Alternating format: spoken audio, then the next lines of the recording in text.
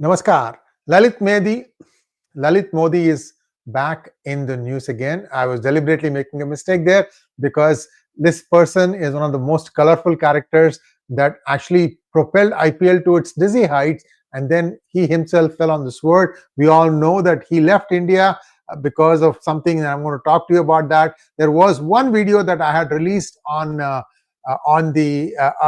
app, P Guru's app, where I had talked about the real reason for the spat between Shashi Tharoor and Rahul Gandhi, and I had mentioned in passing the role of Lalit Modi in that also. So let's take a quick look at what is the latest problem. Why is it that suddenly now more trouble is brewing for Lalit Modi?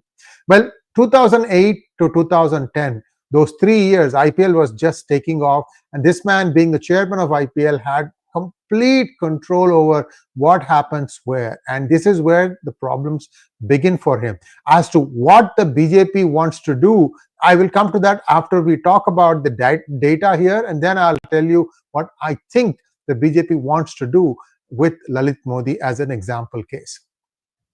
Lalit Modi is the founder of Indian Premier League. Don't think that he's a very genius. He just took what Subhash Chandra had done in ICL and basically did copy and paste, and with a few tweaks here and there. But other than that, already the BCCI had come down heavily on the ICL, denying them permission to host matches in regular stadiums, and ICL was forced to put them in irregular stadium. That was causing problem for people to come watch these games, even though the league was pretty interesting. But and then ICL passed quickly once IPL took over, and they basically you know all the stories that they said that those Ranji players and cricket players, first class players playing in ICL will get one-time pardon if you come back, and many people came back, so ICL just got hollowed out. So that was the story there. But the credit for imagining ICL must go to Subhash Chandra. Also,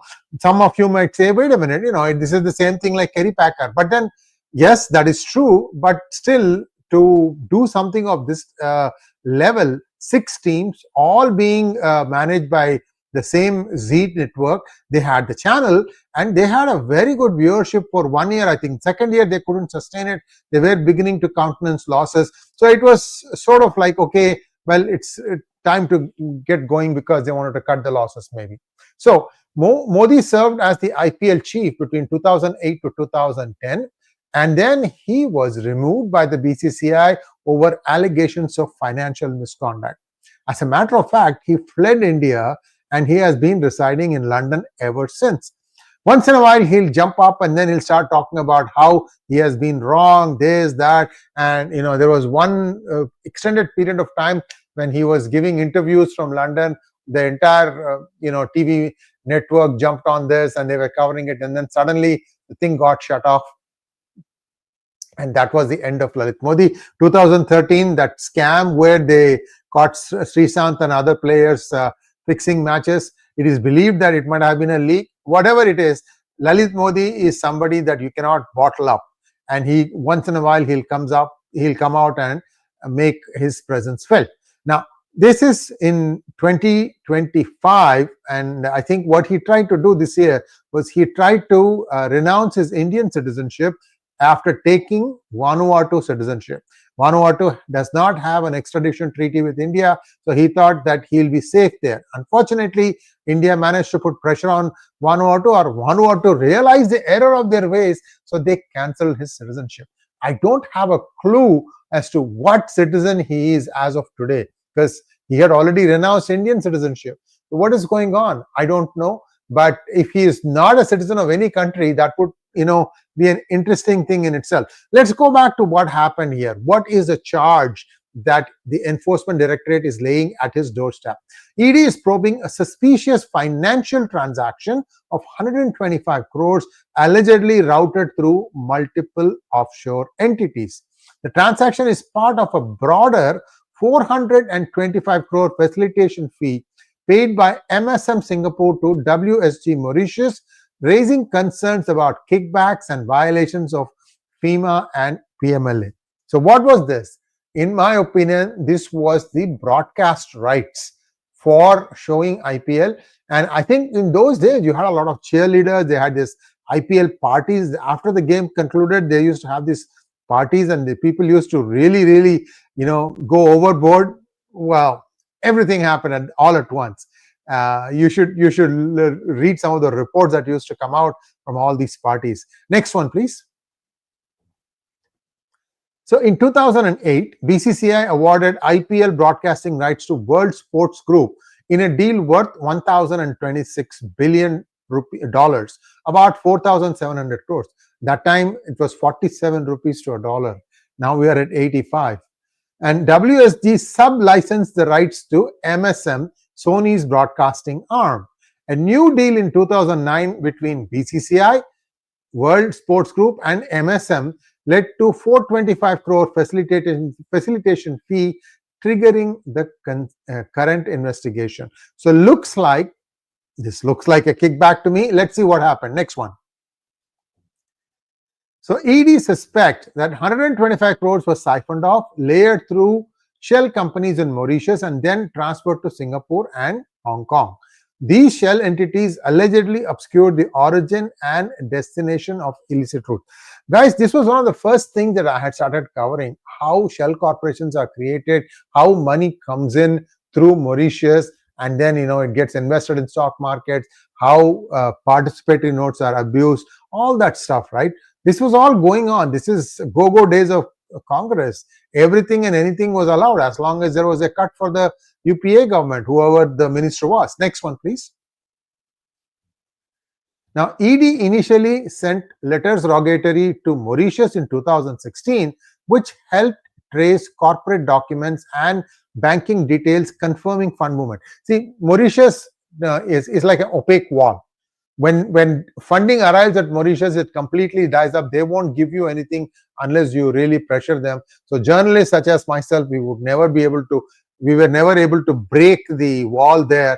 But since this is Indian government, and since Mauritius is on friendly terms with Indian government, they allowed the LR, and they showed the movement of money. Now, recent letters rogatory have been sent to Singapore and Hong Kong to acquire further information on the banking and corporate records. The ED aims to trace the final destination of the funds and identify the ultimate beneficiaries. Next one, please. ED's efforts are delayed due to lack of cooperation or incomplete responses from foreign jurisdictions. In 2010, BCCI filed an FIR in Chennai. ED followed up with a show cause notice in 2012 to BCCI officials and Modi. This is Lalit Modi. In March, India confirmed that Modi had taken Vanuatu citizen, this is this year, March 2025, and sought to surrender his Indian passport. Vanuatu's PM Jotham Naphat ordered the cancellation of Modi's passport, a decision Modi is currently challenging legally. So he's up in limbo land. The ED seeks to prove whether Lalit Modi or his associates were direct beneficiaries of the suspect transactions. I think this is not just one thing. There were many other franchises done, and of course TV's rights were the biggest thing, but there are also other allegations on against Lalit Modi, that he allowed sweat equity ownership of Sunanda Pushkar and Shashi Tharoor, all that sordid saga that ended up in Sunanda Pushkar dying in January 2014. Now the Enforcement Directorate is building a case to establish if foreign companies were used to illegally park money outside India beyond the reach of domestic law enforcement.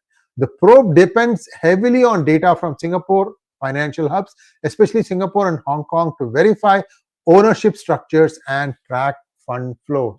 So we'll have to wait and see how much success they are going to get. So I think this is the last one. So that brings us to a close of today's talk. I don't know if there are any questions here. Let's see.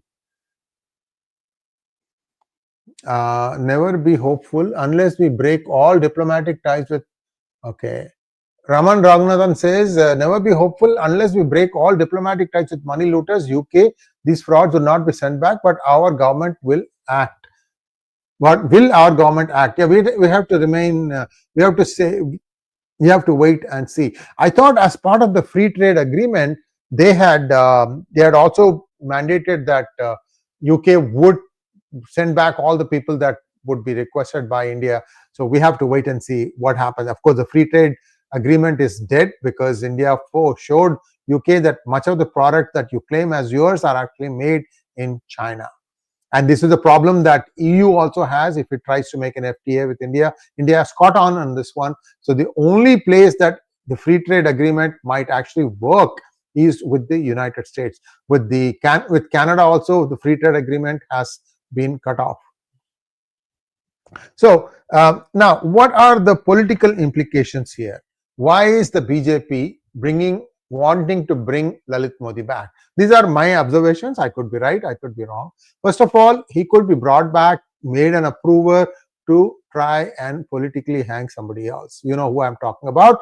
This person is the leader of opposition. One more thing to, try and put him into hot water. Next, the other problem could be that political godmother of Lalit Modi was Vasundhara Raje, and right now she has been set or cast aside, whatever you want to think of. In Rajasthan, the BJP has Modi, Amit Shah duo have full control of the BJP party apparatus across India now. So that means that he doesn't have that clout that he used to have, so he could stay out of India. So now they are saying, look, the law of the land demands that you show up here. I'm hopeful.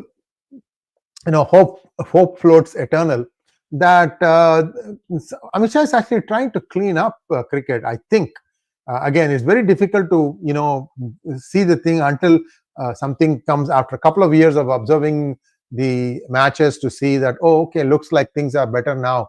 But I'll have to hold my thoughts on it. But at least I think the match fixing hasn't become worse than what it used to be before. That's all I have. Thanks for watching. Please like, share, and subscribe to our channel. Don't forget to click on the bell button for notifications. Namaskar.